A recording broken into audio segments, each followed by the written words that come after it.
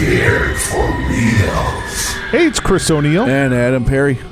All right, Adam, I'm going to let you introduce this movie since I know you really enjoy this film. I do enjoy this movie. This is, we're going to go back to some classic slasher here from 1979, The Tourist Trap. The Tourist Trap. A good, perfect movie to watch in the summertime, but in the winter when it's cold, freezing below zero, you want to, warm up a little bit. Well, it's a hot movie because, you can feel the heat, especially at the beginning. Yeah, wherever they are in Texas or, whatever part of the country they are. Right. You can definitely, it has that vibe of they're in a very warm climate. And it's never a good time to break down, your vehicle to break down or have a tire problem.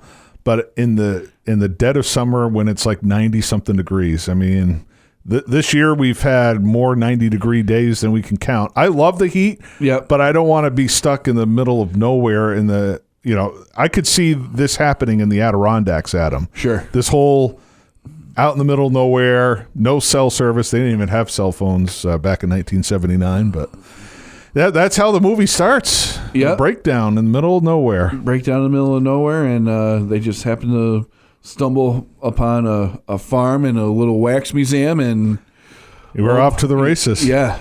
Well, before we start, subscribe to our YouTube channel. I always forget to plug that right off the bat. So subscribe to us. Click that subscribe button. It's somewhere on the screen. That way you never miss an episode. And we will do the visual stuff at some point. We're just trying to figure it out. But once us audio geeks get the video part figured out, we'll have it on YouTube for you. So like, subscribe, and then like and share our posts on Facebook, Instagram, and we're also on X as well. So The Tourist Trap, it's kind of an interesting mix of Carrie, House of Wax, obviously, right, and Texas Chainsaw Massacre. Yes. And since there's also a split personality involved, one could say Psycho. Yeah. It definitely has its influences. And the mask thing, you can also, yes, more Leatherface than Mike Myers. Yeah. But you have a classic mask killer. It's right. This is 100% cookie cutter slasher, post Halloween. Yeah. But still a very unique one in itself as well. And the reason why I picked this one this week, Chris, not only because it's summertime, but for whatever reason, I don't know if you've noticed this in your research this week for the show. I've just been noticing it's been being talked about everywhere. It seems like on all the horror social media feeds. Really? I haven't read some of the popping up everywhere. I don't read as much of the forum stuff because there's a lot of drama on the forum. So So you've read about it recently. So what have you read? I haven't read much. I'm constantly seeing the images of the movie and people talking about it. Just really? I don't know if there's like a new I hope not. anything new physical media coming out or. Well, they did release was it Bloody Moon or what? Full Moon? Full Moon. They released like the restored version like 4 years ago, I read. Gotcha. And before that, for some reason, 5 minutes were cut off from the film. I still don't understand that. And I love how the film is rated PG. Well, because I think PG-13 came around several years later. Temple of Doom. That's right. Temple of Doom. So 6 years later, 5 years later. Yeah. That's right. Temple of Doom was the first PG-13 movie, but it's. I would have rated this movie R. I wouldn't want a 13. Like if I had a 13-year-old, unless they were really mature and were able to understand. This is like disturbing stuff, man. Yeah. Especially we were talking about off air the scene where he has got the girl strapped to the table and he is killing her with sheets of plaster. Yeah. Covering her face. Suffocating her to death. Yeah, and describing, how she's feeling and very twisted. Yeah. But again, like we've always talked about before, very little blood in this movie. Yeah, I know. That's very, you know. That's why I don't think it got the harsh rating, but still, it's the subject matter. Like Peeping Tom, you see very little blood in it. Yeah. Which, you know, many consider Peeping Tom the first slasher. Check back. We did that episode about a month and a half or so ago, but you can listen to that, our whole detail analysis of both, you know, that movie and Psycho, the first official slasher movies. But I mean, the subject matter in Peeping Tom and this movie are both equally disturbing, sure, in their own way. Although children aren't involved with this one, but yeah. So there's a lot. There's not just the slasher element too. There's the supernatural. So let's run over the plot just in case someone's not aware. I mean, the movie's 45 years old. So I mean, the term spoiler alert. I think most fans of the genre pretty much know how this movie plays out. You know, these people break down. These young adults break down. One of them being Tanya Roberts, very young. Yes. Tanya Roberts, late great Tanya Roberts, getting nude before the Beastmaster. Yep. Before, was it Sheena? Yep.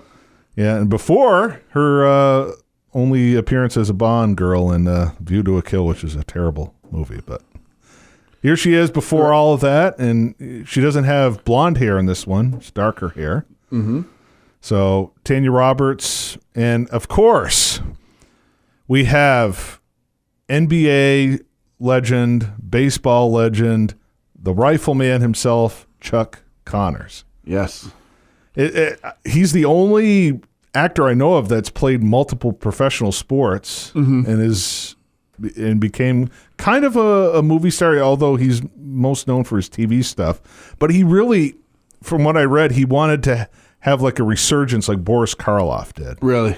So he wanted to have like that kind of resurgence instead of the 60s. He wanted to have, 80s, obviously. So it didn't really pan out for him. But this is a very in this movie. Yeah, very interesting role for him as he plays the part of the curator of Slosson's Lost Oasis. Of course, he's Slosson's.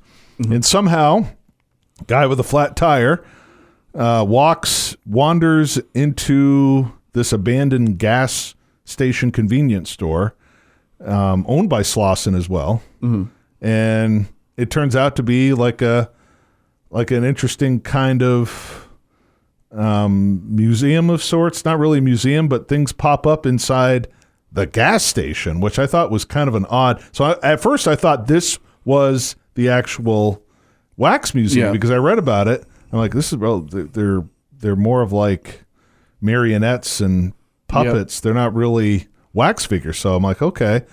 And very interesting death right at the beginning. Yes. Stabbed right in the back with a metal rod. and I like how they silence the scream because the guy's like freaking out. You can hear his panicked screams and stuff. And then once he gets stabbed in the back, they silence his scream. Yeah. I noticed that, which was quite interesting. Touch. So that's how the movie starts. So it literally starts off with a very interesting kill. Again, we find out later it's all telekinetic. Mm-hmm. So then the rest, are like, where the heck is Woody? Yeah, not Woody from Toy Story. That was a joke, Adam. You can laugh if you want. It wasn't a very good joke. So they come upon, they take this road, and they of course, the car blows past the sign, closed to the public. Right. Yeah. Which just ignore that. Yeah. Well, they didn't ignore it. They just didn't see it because they're going too fast. Yeah. Because the dirt kind of created like a fog, so they couldn't really see the warning sign. It wasn't a huge warning sign, but it kind of let us audience members get in on the little wink before they all kind of go one by one to their doom. Mm-hmm. So the tourist trap, I love how the line's so casual. Oh, it's a tourist trap. So that's Slosson's Lost Oasis. And, of course, one of the vehicles already broke down so that, the second one's got to break down. Yeah. Oddly enough, near a creek where, the the film studio. I don't know if they wanted it, but there's just like a random nude scene. Mm-hmm. You know, they take off all their clothes, and well, I mean, they didn't want to do it, obviously, but right. That led to, you know, let's see Tanya Roberts naked in every movie afterwards. Well, I mean, listen, it's whether you like it or not, it's kind of the one of the tropes of a slasher. Yeah, sex sells. It's TNA. It's part of the genre.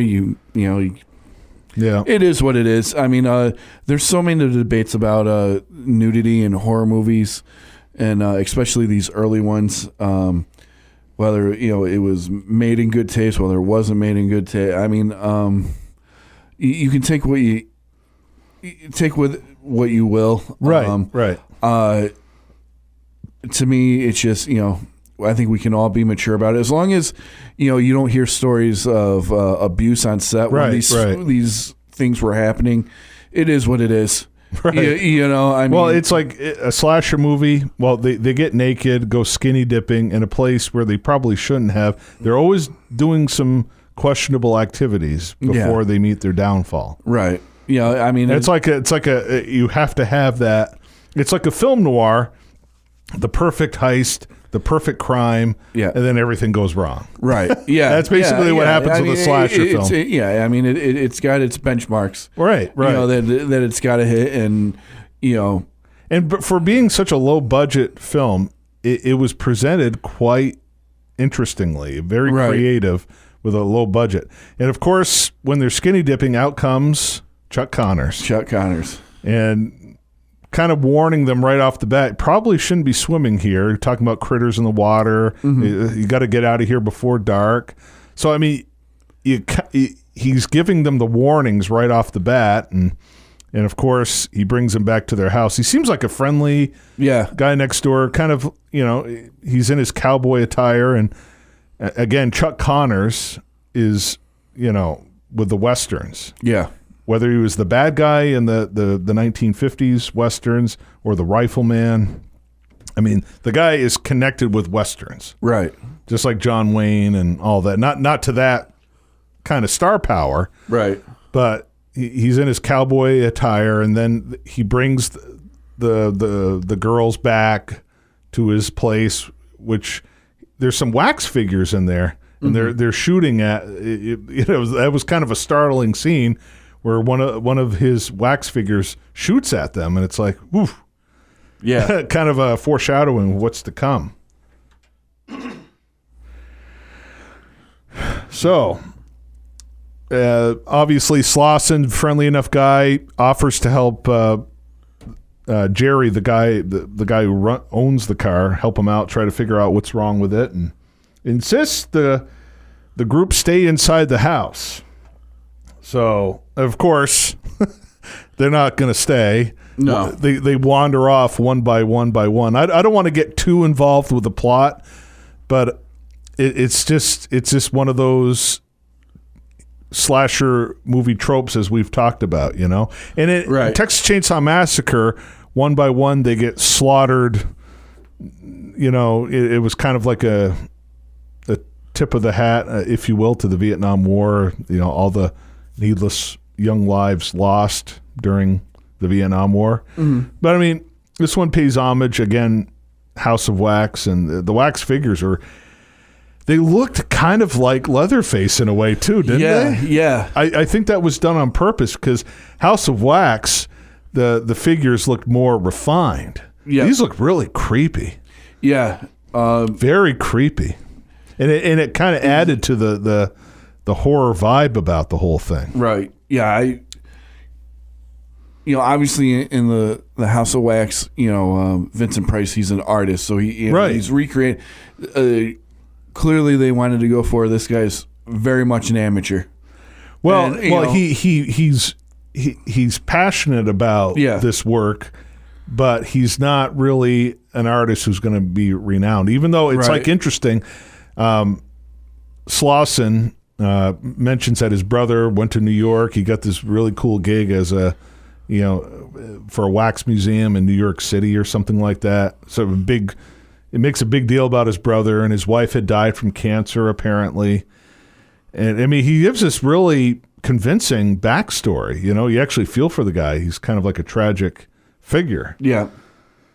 But as we come to find out, the masked man is none other than Chuck Conners himself. And at first you think he's like a twin brother, but he's the same guy. Same dude. So you got some mental dual personality. Right, like thing. Psycho. It's like Psycho.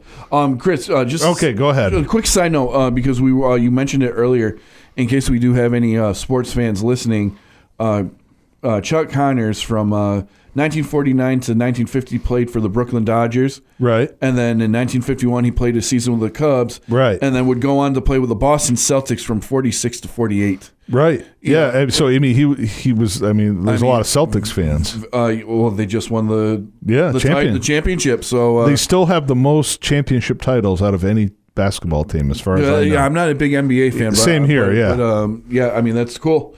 The guy did a lot. He had over 80 film and TV credits. I know. To his name. What a life not wasted. Yeah. Yeah, he did not waste it. Whereas, you've got prominent figures like The Rock. He tried to do wrestling, right? Or not wrestling, football. Was it football? He was trying to get into football, and he blew out his knee. Right. And then he followed his father's footsteps and his grandfather's footsteps. Right, and I think something similar happened to a country guy, Toby Keith. He played football professionally. He didn't make it to the NFL, but he had some sort of injury. So these major celebrities who get famous in something else, not all of them are able to get into doing professional sports. Sure. And there's so, especially in like the 80s, there's so many like big guy henchmen or, big guy and he was like 6'7" or something. Yeah, he was close to 7 feet tall. There's but you can list a bunch of guys that transitioned from the NFL or Major League Baseball or even pro wrestling and try their hand at movies. Very few obviously get to The Rock's stature, but Chuck Conners before The Rock, I think, was the closest. Could be, because I know Kareem Abdul-Jabbar. He was in a couple of movies. Carl Weathers played in the NFL.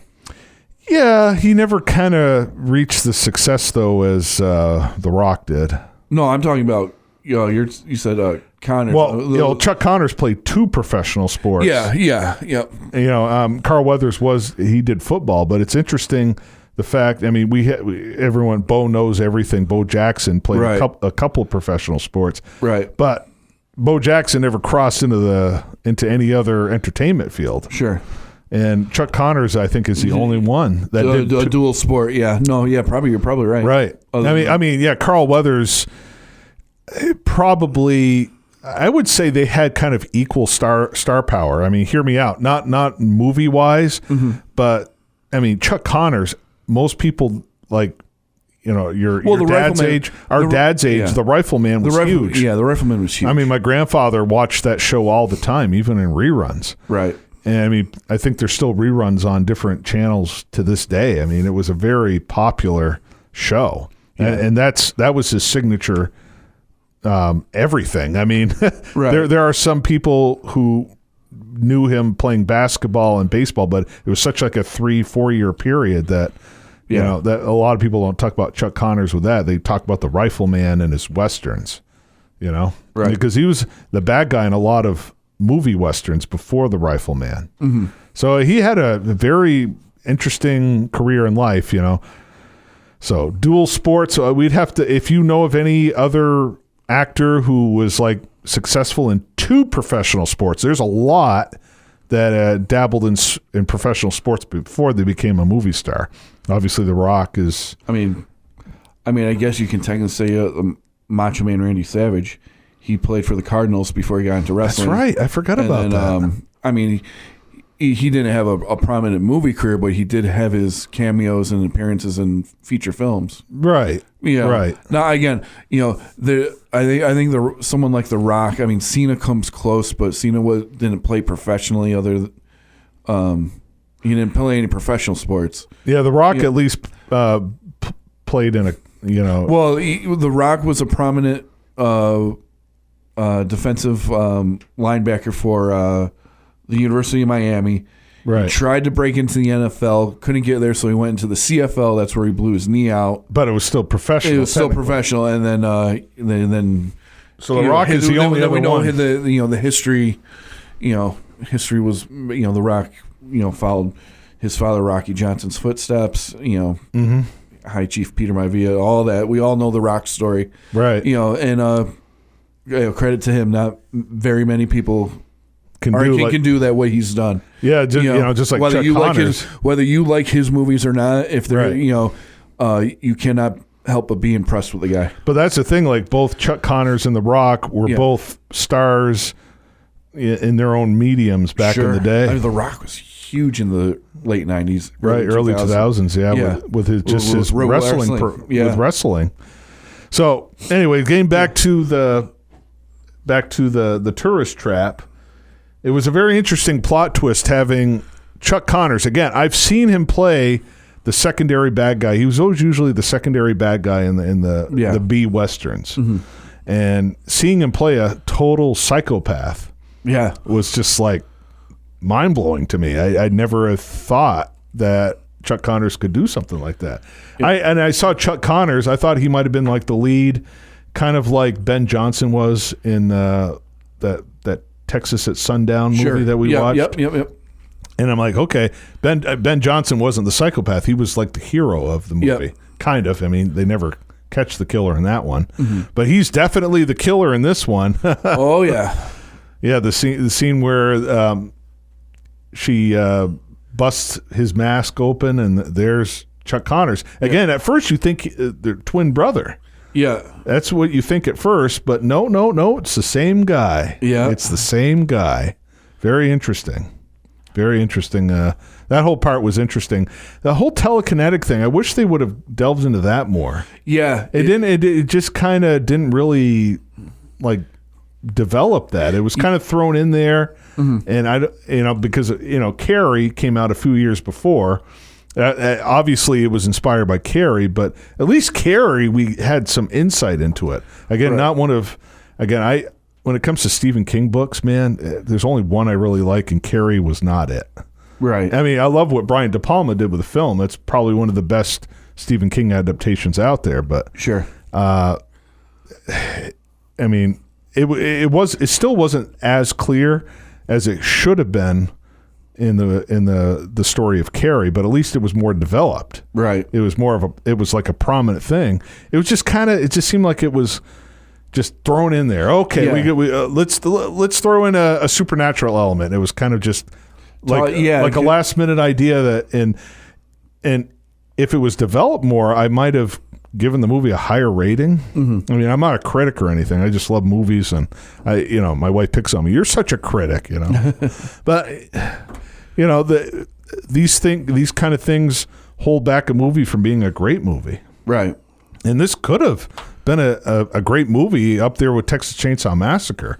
Yeah. But it just the whole there's some things in there that are just rushed. Yeah, and the whole telekinetic thing, I mean, like the wax figures are like you said earlier, like marionettes. Right. I think I would have rather seen them more double down on the fact that, he's instead of like a telekinetic power, right. Maybe it was part of his marionette system that he's really just kind of playing this part of my mind with them, you know, and it's not really a supernatural thing, Right. Yeah. Again, you're right. The whole marionette thing at the beginning was cool, but it didn't really. They didn't really do anything else with that. No, it was just. That's another thing. It's just these ideas. They just kind of thrown in there, and they're cool, but they don't really have anything to do with the story. Like that whole opening sequence had nothing to do with the rest of the movie. Not really. Yeah, they make mention of it one other time, I think, just to kind of connect them, quote unquote. Right. But again, this is part of like the whole slasher trope thing. It's don't think about it too much. You don't think about it too much. The movie's gonna start off. It's gonna get our blood pumping with an exciting first kill. Right. That's not going to really have anything to do with the rest of the plot, and some of them do, some of them don't. It's just kind of, again, it's it's just like the nudity and the drug use and everything else that comes with these slasher movies. It's just Speaking of drug use, I know this is another side note. Yep. But according to the first assistant director, Ron Underwood, cocaine use was like rampant everywhere on the set. All right. Chuck Conners himself used heavy doses, apparently. And the funny thing is I guess around the same time or prior to, he was in these anti-smoking ads. Yeah.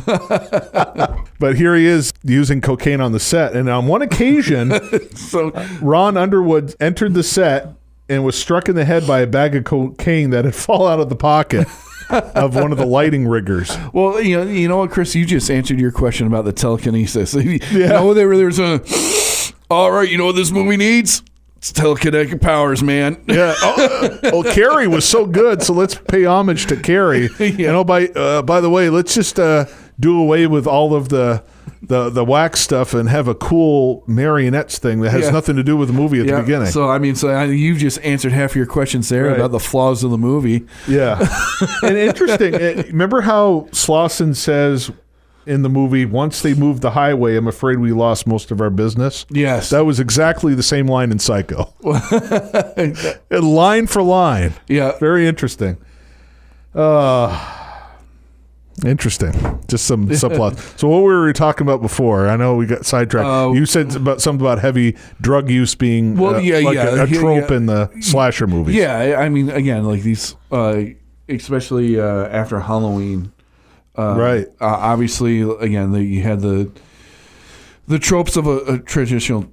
You have the mass killer. You have the kids having sex. You have the kids getting naked. You have the kids doing drugs, and then you got the final girl. Right. Or the final character, or whatever. So there is a final girl in here, and it's not Tanya Roberts. Spoiler alert. Right. So, I mean, it's just the movie follows the formula to the T, and that's the charm. I think the charm of these movies, they all kind of follow their own formula, and it's fun to see how someone took that formula and did something a little different. It was different. It was different. And interestingly enough, it's funny you mentioned Halloween because they wanted John Carpenter to direct this. Sure. But of course, at that time, he kind of exploded, to say the least. Mm-hmm. Now, if they reached out to him, say like 3 years prior after that Prison Break movie that he did. Assault on Precinct 15. Yeah. Yep. Not really Prison Break, but trying to infiltrate the police station. Yep. They might have been able to get him for this, but... Well, it was way out of their budget by that time. Halloween was made on itself a small budget, so this wasn't. This budget I think was like $350,000, and Halloween's $300,000. I mean, so they're right in the same ballpark. Again, if it was like a year before or a couple years before, it would have probably been easier to get John Carpenter, but after Halloween, he probably demanded way more than what the budget allowed. Well, yeah. I mean, after Halloween, I think by this time he was way more focused on getting The Fog made than anything else. Right. So. Yeah. We'll talk about John Carpenter at some other point. But another interesting side note, Adam. Remember the creepy laughter that was prominent in the opening sequence? Yep. That actually came from the Laughing Hyena and Lady and the Tramp. Very cool. I'm surprised. Well, Disney wasn't as bad as they are now for suing people for usage and stuff. But and who knows? Maybe the studio got permission to use the audio. Maybe. Maybe. Yep. But nowadays, like $350,000, that's probably like like 3 or probably like 18 million. Yeah. That would probably cost almost as much to use anything from Disney. Probably, Greedy. But anyway, we're not going to talk about Disney and their greed. And I just pointing out some other interesting trivia points about Tourist Trap. Jack Palance was offered the role of Mr. Slauson. Really? That would have been less shocking, though, to be honest. Yeah. I mean, I love Jack Palance. Yeah. He's probably one of the most underrated actors. I mean, the guy did a bunch of film noir in the late 40s, early 50s. and he also was great in the Westerns. I mean, let's put it this way. Jack Palance redefined the bad guy in the Westerns. Yeah. I mean, the guy was freaked out by horses, so that slow, tension-filled, getting off the horse was because he was petrified of horses. Right, yeah. So you probably already knew that little nugget of info. But I knew that. I mean, I was first exposed to that guy from Batman, so, I mean. Yeah. I can't. I think that might have been my first exposure to Jack Palance, but I may have watched Shane inadvertently with my parents or my grandfather, because my grandfather, that's all he did was watch Westerns. and Jack Palance was just so evil in that movie.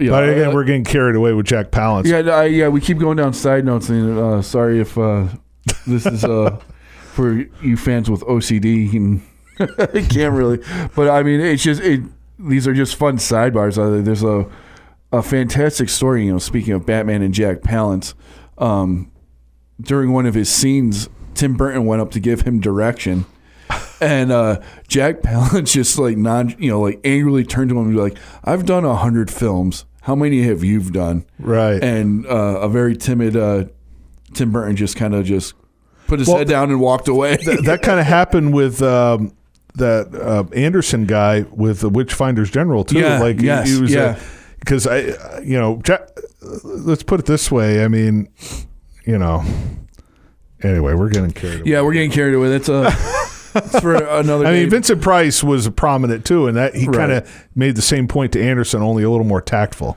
Right. Let's one more side note about Jack Palance. He was a boxer. Sure. And the only reason he got famous was he was Marlon Brando's understudy for A Streetcar Named Desire on Broadway. Okay. Oh, wow. And they were just goofing around, but Palance accidentally busted Brando's nose. Oh. So he had to take over for the Stanley Kowalski part on Broadway, but at the same time Brando got the movie role. Yeah. And boom. Brando became Brando. Brando became Brando. Jack Palance slowly built his career as he wasn't always the bad guy. Right. But anyway. So what are some other interesting points you want to bring up about Tourist Trap? I don't want to get carried away with some of these side notes because there's a lot of them in here.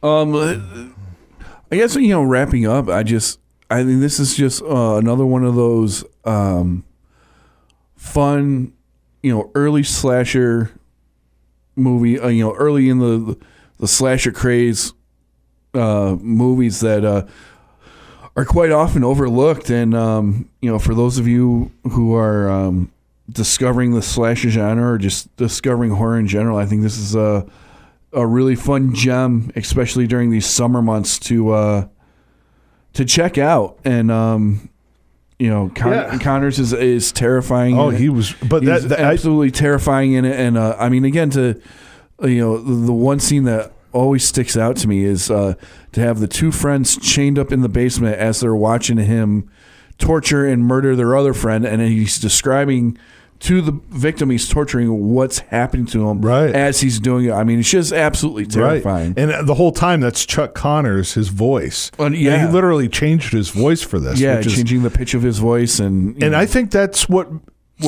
part of the charm of the movie is the fact that Chuck Connors, yes, he played bad guys in countless Westerns before this, but the fact that he was a twisted psychopath with dual personalities, no one would have guessed that Chuck Connors would be able to pull that off. He was like the third choice. Yeah, no. They went to another future Academy Award-winning actor, Gig Young, he would have been an interesting choice too, because he's played like swarmy, kind of sophisticated, stuck-up bad guys before, but nothing like that. So, but Chuck Connors was perfect because he had the whole cowboy look. Yeah. Which was an ode to his Western background, and it just fit perfectly with the vibe of the movie. Right. But he chewed up some of the some of the budget. Well, easily. I mean, of course. I mean, he's the name of the movie. Right. I mean, that's going to happen. But again, like you said, awesome to see what type of range that he was capable of. Right. Very cool. And I mean, the movie only took 24 days to film. Yeah. And the set designer, the production designer, I mean, I'm glad they were able to get him at such a inexpensive cost, because Robert Burns, I mean, he's fresh off of the Texas Chainsaw Massacre and The Hills Have Eyes. Yeah. So, I mean, who better to create a creepy vibe? I mean, those two movies have some of the creepiest sets ever. Sure. I mean, absolutely. The whole rocky backdrop of The Hills Have Eyes, and then just the claustrophobic feel of the Texas Chainsaw Massacre. And, right. I mean, Robert Burns was a genius. We're going to get into Texas Chainsaw Massacre deeply, but big time. You talk about the claustrophobic, but it's a farm in the middle of nowhere. Right. I mean, it's the most claustrophobic thing you've ever. And that's the thing. They could have focused on how big the whole farm was, but it's a very small farm. Yeah. And that fit the feel of that movie. And this movie is very claustrophobic too. Sure. Absolutely. 100%. I mean, this wax museum wasn't too big. No. Yeah. And again, I keep going back to the scene. He's putting the plaster. I know. Over, now your blood pressure's starting to raise.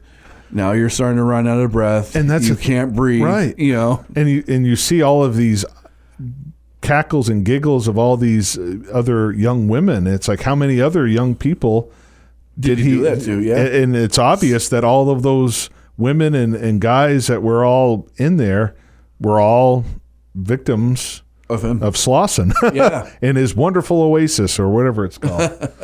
But yeah, I mean, this movie just the music. Pino Donaggio, I mean, he just got done working on Piranha, and he would later would team up and do Crawl Space, a freaky Klaus Kinski film. Yeah. But, I mean, the guy is one hell of a composer. I know they really wanted more of a Halloween-type score, and, it's like, come on. Everybody wanted a Halloween I know, score. but his score was interesting. Yes. Sure. Very interesting. It wasn't like Halloween. Yeah. Which I'm glad. I mean, let's face it, there's been so many copycats of Halloween, Friday the 13th. Of course. Okay. And though them themselves were inspired by giallo Italian films, and they were inspired by other ones, okay. Getting carried away again. But yeah, the film premiered March 14th, 1979, and I still love how it got a PG rating. I mean, the rating systems are so different back then. I realize that. But this is not a movie. I mean, people would see PG, I can bring my kids to it. They'd be traumatized. Yeah. Depending on the maturity level. Again, I mean, what does PG mean? Parental guidance. So, True. So when these ratings first came out, that's, literally what they were saying to, hey, check with your parent before you go see this movie. Nowadays, what it turned into, like if it was a G or PG, that it was automatically kid friendly. Send your kid, right? And this is exactly why when Temple of Doom came out, we got a PG-13. Right. It was so intense, but ripping the hearts out. Didn't quite make it to that R rating. That and I think honestly, Temple of Doom. Might have gotten an R rating if it got released now. I think it's a little more. I mean, that was a pretty, ripping the hearts out, and it shows it a couple of times in the movie. It's an intense movie, and I think a lot of the reason why it didn't get an R rating, I think there was a lot of fight from Spielberg. On that end, but that's a different story. Tourist Trap, Chris. So, Chris, this is the first time you saw Tourist Trap. What did you think? Well, I the only real surprise for me, and it wasn't a big surprise because I kind of figured something was up with his whole backstory. I'm like, something, he's nice about it. He seems like a tragic guy, but he's got to be the plot twist somehow. Mm-hmm. And I thought it might have been his twin brother. But I was just like, whoa, it's the same guy. So that was the surprise for me in this whole thing. It was just. It was good. I mean, again, the things They threw in a bunch of stuff which wasn't developed that well, that could have been left out. The whole marionette, even though it was a great kill, very memorable one, I still think the ultimate kill was the suffocating by plaster. Sure, that That's right the there, iconic scene. It's the whole marionette scene, as cool as it was, could have been left out, and the whole telekinetic thing. I think they should have taken that 5 minutes at the beginning. They should have just put it into just kind of focusing on the telekinetic thing, because that was interesting. How he was able to control all of these things happening. Yeah. Again, Carrie, you knew. Mm-hmm. You knew it. She had that gift. Yeah. Turned out to be a curse for her. But it just was kind of thrown in there. There wasn't much thought put to it. And it was a fun one-time watch for me. Mm-hmm. I don't think I'd watch it again. Because it was interesting. It wasn't bad. Like you, with Eyes Wide Shut and stuff. It's like, okay, I'll watch it once, then that's that. Right. When did you discover this movie?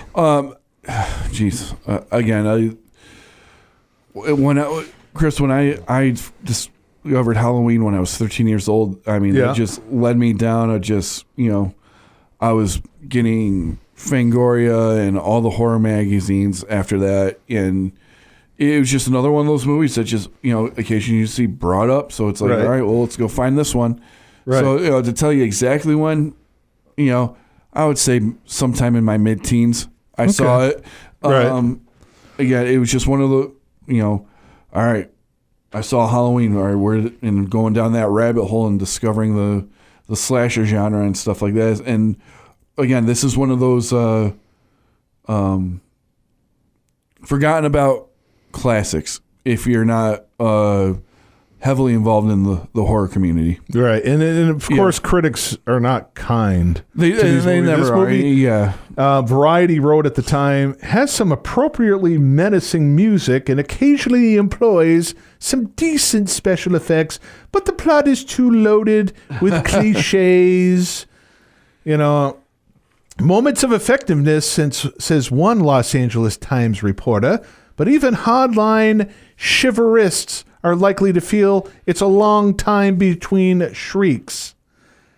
So, there were some other... Leonard Maltin gave the film 1.5 stars. Mm-hmm. He said the film had a couple of genuine scares. He said it was mostly boring. Again, opinions, but at least Leonard Maltin, to his credit, he at least points out some positives. Sure. And again, they don't bring out the fact that there's undeveloped ideas. They only pointed out the things they didn't like. Right. The cliches. And of course there's cliches. Yeah. These critics have seen way more movies, way more slashers than you and I will ever watch. Mm-hmm. And of course there's cliches. Right. But the problem I had was the telekinetic stuff, the marionettes, cool, but they weren't developed really well enough, and they didn't really belong in the movie. Right. Those are my only two main drawbacks. All right. Very cool. Let's talk about home video stuff. We mentioned it before. I've been trying to do research. I guess I don't know why 5 minutes were cut. Yeah, it's just so weird. Random. Obviously, the critics, the movie didn't seem like it was a huge success. I couldn't find how much the movie grossed, but because of the PG ratings, cable, it was everywhere. You could watch it. It was easily accessible for people who had TVs or who had cable. I should say, pretty much everyone had TVs in the 80s, but cable was sort of like a novelty. Ooh, you have cable. You must be doing okay. Yeah. But the movie did have life on VHS and DVD. Cult Video released it July 20th, 1998.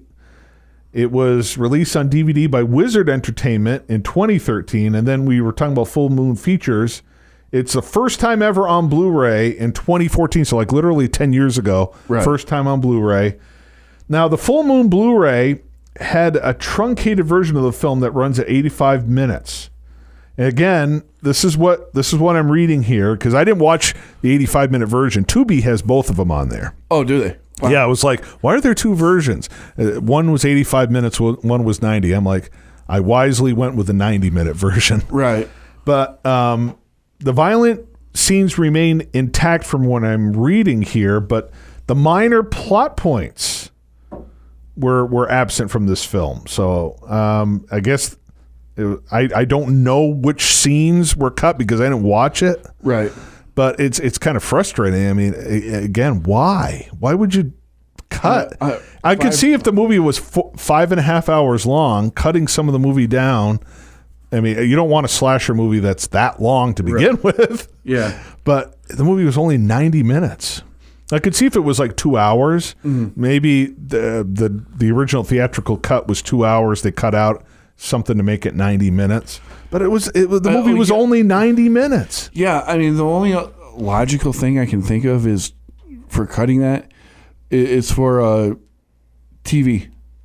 You know, maybe, but so, I mean, because you see this all the time, especially in the 90s and the early 2000s before. Oh, they'd speed up a movie or they cut out something to fit the broadcast length. You watch Monster Vision. But this is on home video, though, Adam. This is not on TV. Yeah, well, what I'm saying is, even in, subsequent versions of Halloween and Halloween 2, they both had the TV release. Right. And so the DVD would come out and you get both releases.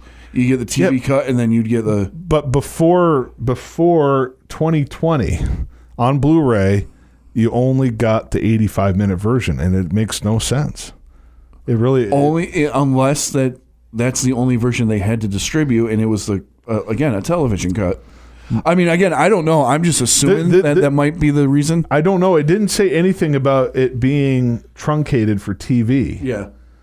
So there's a lot of mysteries behind this movie. Again, if you know more about this movie than we do, please comment below in our channel. But yeah, the full uncut version was released by Full Moon in 2020, has all of the 5 minutes restored, and it had like a cool retro VHS packaging to it, which was interesting. I saw the cover for it. It looked pretty cool. Yeah. And it has additional supplements, including a Mr. Slauson action figure and a DVD copy, so it was like a combo. And the standard edition came out, in 2021. So, I mean, you can get it on home video, which if you're a fan of the movie, you're going to watch it more than once. I don't know if you can get that ultimate VHS packaging edition, but there is the standard one, and it's streaming on Tubi as of right now. Yeah. So both versions. So if you want to analyze and watch both, compare, they're both up there on Tubi. But there's and we're also we're 2 months away from October. The last couple of years, this movie's been a staple on AMC's Monster Fest. Oh, really? As well. Okay. So it'll probably be on there too. Yeah. So I mean, there's multiple ways you can see it. It's great that we have what we have now. You've seen other YouTube movie guys. We are living in such an amazing time for physical media. Sure. I mean, you can get access to all of these forgotten films that you would never have thought. Like you were just telling me how you're like, oh my God, a 4K version of The Guyver is out there. Yeah. I mean, that movie was a disaster. And for that movie to get a 4K, it's just, this is the time to be alive when it comes to physical media. All of our favorite movies from childhood are being brought back to life in these amazing editions. And hopefully you like this movie too. Again, tell us what you think of this movie. Enough about our opinions on The Tourist Trap. Did you watch this movie? Comment below. Tell us what you think. Again, subscribe so you never miss an episode. And you can follow us on Facebook. We're also on Instagram and X. Any final thoughts? No. Other than, guys, just have fun watching these classic slasher movies, especially ones like this when it's just appropriate for summertime, and don't take it too seriously. Have fun with it. Don't think too much while watching it, because if you think like I have a tendency to think too much, and it's fun. It just, there's things that could have made it really great. And I'll make another quick point. I think this is why I love particularly the slasher genre of horror and the monster genre, is like, you don't have to overthink them. It's just something that for an hour and a half you can just lose yourself in. Is it corny? Is it hokey? Is it unrealistic? Is it, this, that? Of course. But, if, you're having a rough patch in life, you know, throw this movie on, lose yourself in, an hour and a half and just chill. Right. So there it is. Scared for Reels. Let us know what you think. Again, like, comment, follow us everywhere. We'll see you next time on Scared for Reels.